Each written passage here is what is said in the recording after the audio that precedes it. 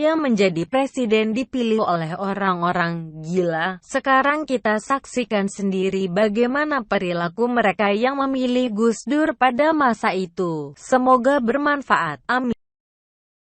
Heboh sekali berita ini. Ramalan Gus Dur tentang Ahok dan kini terbukti. Gus Dur Allahyarham memang begitu misterius, hingga sikap, ucapan dan kebijakan beliau sering disalahpahami orang lain, bahkan oleh sebagian warga Nahdien Nu sendiri. Apalagi musuh-musuh beliau menilai bahwa ucapan dan sikap beliau tidak masuk akal.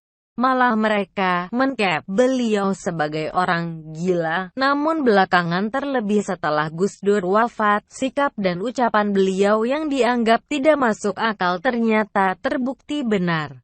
Seperti yang diceritakan para tokoh Vatikan, saat Gus Dur menjabat sebagai ketua PBNU, beliau mengunjungi Vatikan.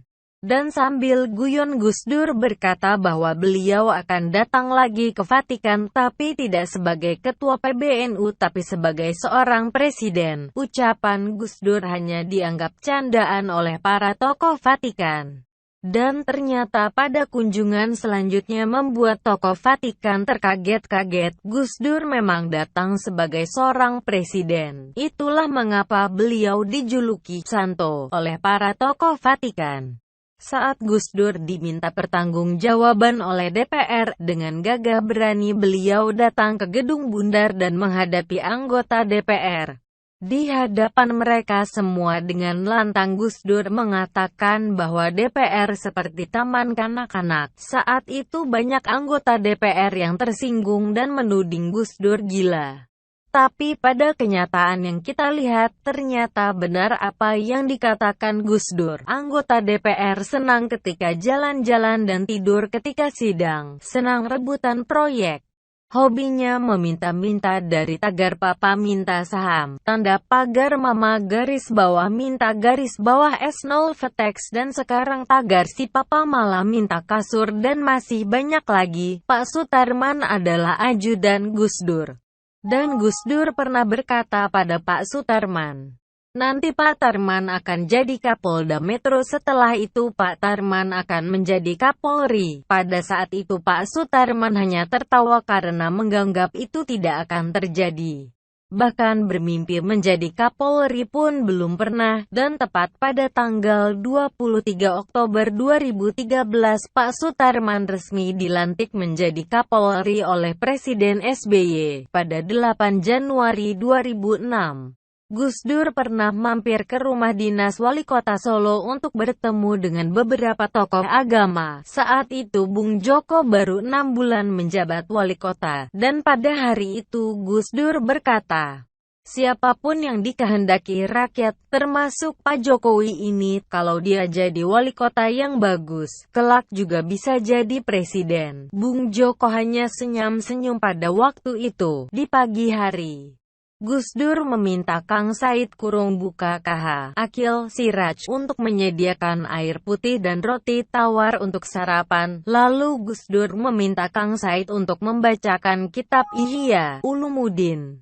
Baru dibacakan 2 paragraf Gus Dur sudah mendengkur. 5 menit kemudian beliau terbangun dan berkata pada Kang Said, sampeyan akan menjadi ketua PBNU di atas usia 55 tahun. Pada Muktamar NU ke-30, Kang Said di usia 46 tahun mencalonkan diri menjadi ketua PBNU bersaing dengan Kiai Haji Hashim Muzadi, dan yang terpilih pada saat itu adalah Kiai Haji Hashim. Dan pada Muktamar NU ke-32, Kang Said mencalonkan diri lagi menjadi ketua PBNU dan beliau terpilih tepat di usia 56 tahun. Setelah gagal menjadi gubernur Bangka Belitung, Koh Ahok bertemu Gus Dur dan Gus Dur berkata, kamu akan menjadi gubernur. Guru besar UGM Profesor Soehardi pernah menjadi dirjen di Departemen Kehutanan di era Gus Dur, diruangi CCU beberapa hari sebelum Gus Dur wafat.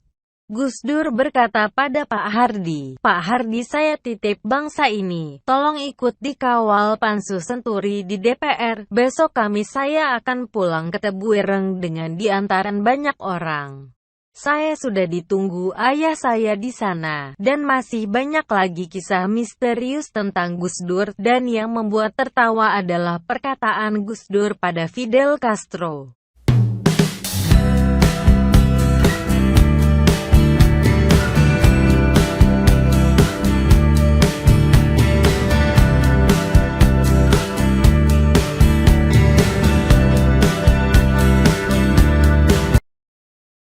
Heboh sekali berita ini. Ramalan Gus Dur tentang Ahok dan kini terbukti, Gus Dur Allahyarham memang begitu misterius, hingga sikap, ucapan dan kebijakan beliau sering disalahpahami orang lain, bahkan oleh sebagian warga Nahdien Nu sendiri. Apalagi musuh-musuh beliau menilai bahwa ucapan dan sikap beliau tidak masuk akal. Malah mereka mencap beliau sebagai orang gila. Namun belakangan, terlebih setelah Gus Dur wafat, sikap dan ucapan beliau yang dianggap tidak masuk akal ternyata terbukti benar. Seperti yang diceritakan para tokoh Vatikan, saat Gus Dur menjabat sebagai ketua PBNU, beliau mengunjungi Vatikan. Dan sambil guyon Gus Dur berkata bahwa beliau akan datang lagi ke Vatikan, tapi tidak sebagai ketua PBNU tapi sebagai seorang presiden. Ucapan Gus Dur hanya dianggap candaan oleh para tokoh Vatikan. Dan ternyata pada kunjungan selanjutnya membuat tokoh Vatikan terkaget-kaget. Gus Dur memang datang sebagai seorang presiden. Itulah mengapa beliau dijuluki Santo oleh para tokoh Vatikan. Saat Gus Dur diminta pertanggungjawaban oleh DPR, dengan gagah berani beliau datang ke Gedung Bundar dan menghadapi anggota DPR. Di hadapan mereka semua dengan lantang Gus Dur mengatakan bahwa DPR seperti taman kanak-kanak. Saat itu banyak anggota DPR yang tersinggung dan menuding Gus Dur gila. Tapi pada kenyataan yang kita lihat, ternyata benar apa yang dikatakan Gus Dur. Anggota DPR senang ketika jalan-jalan dan tidur ketika sidang, senang rebutan proyek. Hobinya meminta-minta dari tagar papa minta saham, tanda pagar mama garis bawah minta garis bawah S0 Vetex, dan sekarang tagar si papa malah minta kasur, dan masih banyak lagi. Pak Sutarman adalah ajudan Gus Dur. Dan Gus Dur pernah berkata pada Pak Sutarman, nanti Pak Tarman akan jadi Kapolda Metro, setelah itu Pak Tarman akan menjadi Kapolri. Pada saat itu Pak Sutarman hanya tertawa karena menganggap itu tidak akan terjadi.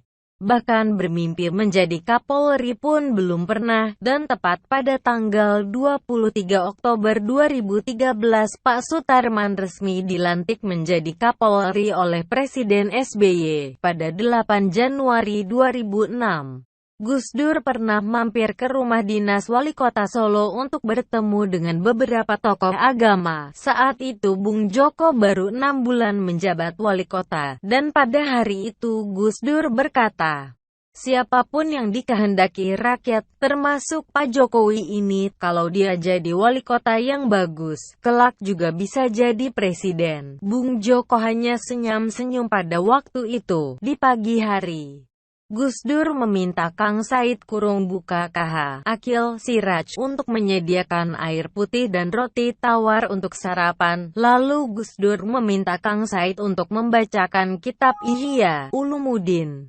Baru dibacakan 2 paragraf Gus Dur sudah mendengkur. 5 menit kemudian beliau terbangun dan berkata pada Kang Said, sampeyan akan menjadi ketua PBNU di atas usia 55 tahun. Pada Muktamar NU ke-30, Kang Said di usia 46 tahun mencalonkan diri menjadi ketua PBNU bersaing dengan Kiai Haji Hashim Muzadi, dan yang terpilih pada saat itu adalah Kiai Haji Hashim. Dan pada Muktamar NU ke-32, Kang Said mencalonkan diri lagi menjadi ketua PBNU dan beliau terpilih tepat di usia 56 tahun. Setelah gagal menjadi gubernur Bangka Belitung, Koh Ahok bertemu Gus Dur dan Gus Dur berkata, kamu akan menjadi gubernur. Guru besar UGM Profesor Soehardi pernah menjadi